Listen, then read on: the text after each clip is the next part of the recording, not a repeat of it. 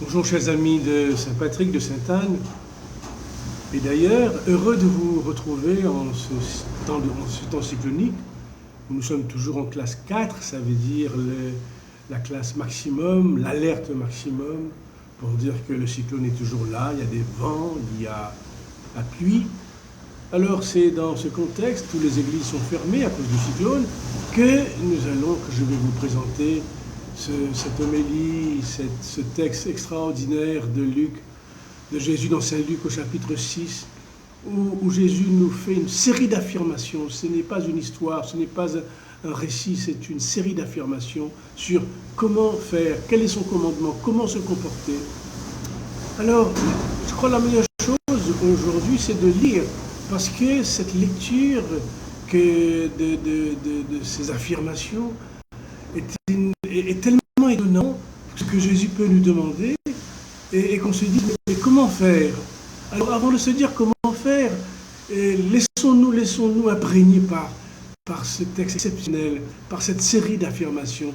Alors Jésus se met à enseigner et il va dire, je vous le dis, à vous qui m'écoutez, parce qu'il faut écouter, vous m'écoutez, vous êtes devant moi, vous m'entendez, vous ne vous contentez pas uniquement d'entendre et puis de partir, mais à vous qui m'écoutez, voilà ce que j'ai à vous dire. Aimez vos ennemis. Faites du bien à ceux qui vous haïssent. Souhaitez du bien à ceux qui vous maudissent. Priez pour ceux qui vous calomnient. À celui qui te frappe sur une joue, présente l'autre. À celui qui te prend ton manteau, laisse prendre aussi ta tunique. Donne à quiconque te demande et ne réclame pas à celui qui te vole. Donc déjà, on peut s'arrêter là et se dire, mais qu'est-ce qu'il nous dit Jésus? C'est pas ce qu'on nous dit, c'est pas ce qui se passe dans la société. Si quelqu'un vous calomnie, vous allez rendre des comptes. Si quelqu'un vous vole, vous allez le mettre à la police. Si quelqu'un vous vole même une bague, même un laptop, même quelque chose, une stylo, quelque chose qui vous appartient en propre, mais vous allez le dénoncer. Qu'est-ce que ce commandement? Aimez vos ennemis. Qu'est-ce que ce commandement qui nous dit d'aimer ceux qui nous font du mal? Nous sommes là dans un autre monde, dans une autre manière de penser, et je me demande, mais qu'est-ce qu'il y a derrière ces paroles? Derrière ces paroles, il n'y a que Jésus lui-même. Il n'y a que Jésus lui-même. Qu'est-ce qu'il apprend? Qu'est-ce qu'il nous apprend, Jésus? À nous centrer non pas sur nous-mêmes, mais sur l'autre. Se centrer sur l'autre parce que l'autre, il est capable de grandeur, il est capable du bien. Mais qu'est-ce que c'est difficile de le penser et de le vivre quand on a été victime soi-même. Comment pardonner à son ennemi? Comment ne prier pour celui qui nous a calomniés? Et on peut continuer, parce qu'ils disent ce que vous voulez que les autres fassent pour vous. Si tu veux être pardonné, si tu veux ne pas être calomnié, si tu veux être aimé, si tu veux être reconnu pour ce que tu es, être valorisé, alors si tu veux que ce que les autres fassent pour vous, fais-le aussi pour eux. Voilà la base même de la loi de Jésus. Ce que tu veux que l'autre te fasse, te dise, tu le lui fais toi aussi.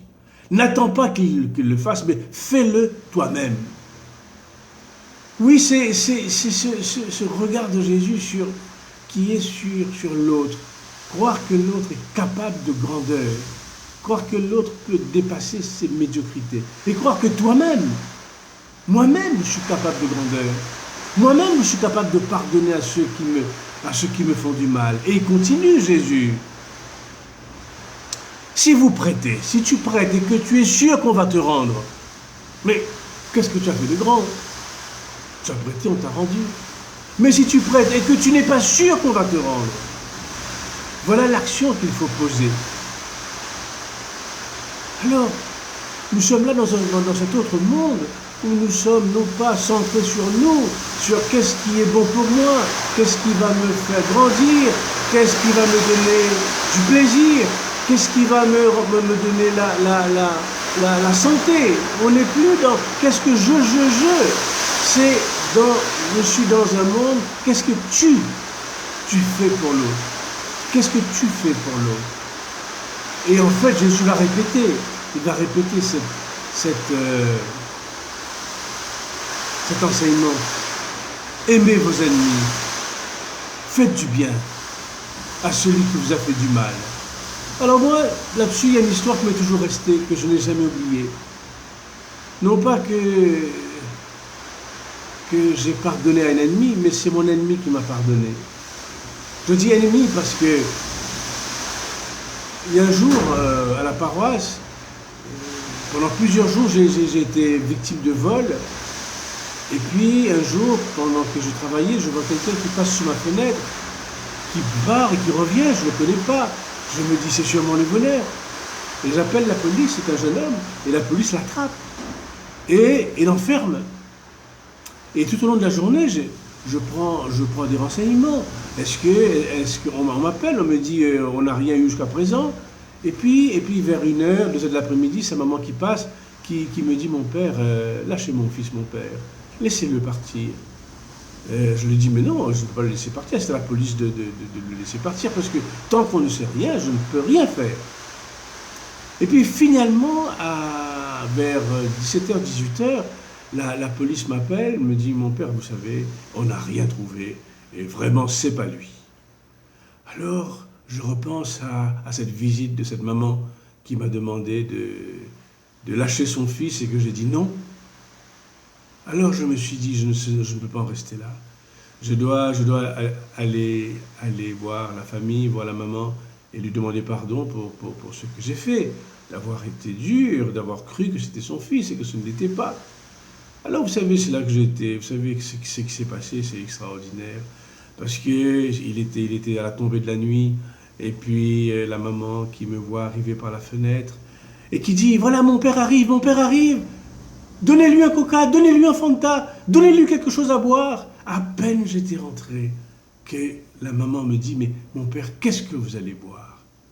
Alors je n'en revenais pas. Vous savez, c'est pas pardonner à mon ennemi, c'est mon ennemi qui m'a pardonné. Je dis ennemi parce que je lui ai fait mal. Celle qui a eu mal, celle qui a été blessée, parce que son fils était en prison, presque. Eh bien, elle ne m'a rien dit. Elle m'a simplement offert quelque chose à boire. Et puis, quand je me suis mis à parler, il me dit, mon père, oui, mais tout ça, c'est une vieille histoire. C'est fini tout ça. Vous êtes là, je suis content que vous soyez là. Vous savez, je crois qu'il n'y a pas de plus grand bonheur que d'être pardonné. Et j'en garde jusqu'aujourd'hui sur mon souvenir extraordinaire. Et ça m'aide beaucoup à vivre, parce que être pardonné, c'est une des plus belles choses qu'on puisse faire dans la vie. Et c'est ce que Jésus nous dit, ce n'est pas de se centrer sur soi-même, c'est l'autre qui nous donne, c'est l'autre qu'on n'attendait pas, c'est lui qui nous donne quelque chose d'extraordinaire. Alors c'est ce que je vous souhaite en ce 8e dimanche, où le Seigneur vient, en ce 7e dimanche plutôt, où le Seigneur vient vers nous.